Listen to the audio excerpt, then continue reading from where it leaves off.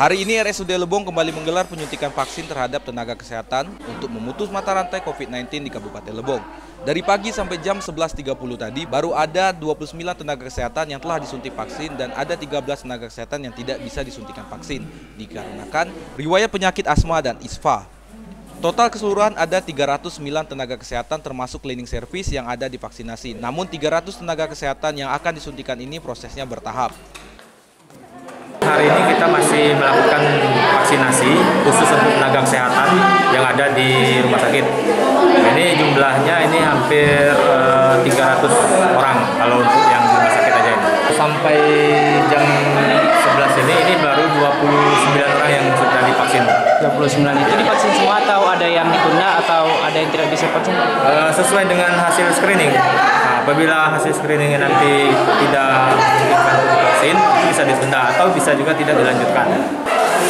Kalau total nakes kita, tenaga pegawai kita di rumah sakit ada 300. Ya. Harapan ke depan? Sebagai Direktur RSUD Lebong, Dr. Ari Arfiawan berharap agar COVID-19 di Kabupaten Lebong dan dimanapun cepat berlalu, agar aktivitas bisa berjalan dengan normal kembali, dan juga menyarankan agar masyarakat bisa ikut serta dalam penyuntikan vaksin ini. Dan tidak ada yang perlu ditakuti, karena vaksin Sinovac ini telah diuji dan terbukti aman dan halal. Harapan ke depan mungkin sama ya dengan yang lain, bahwa mungkin dengan pandemi dengan vaksinasi ini kita dapat menghentikan pandemi COVID-19 ini.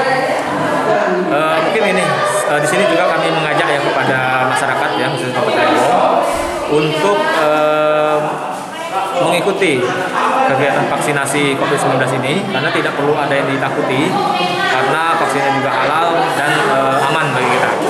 Mungkin itu saja.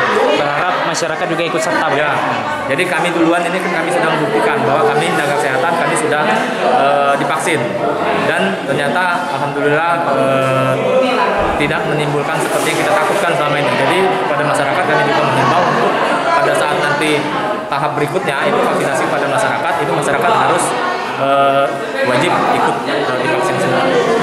Dari Ujung Tanjung, Rega Saputra, Lebong TV melaporkan.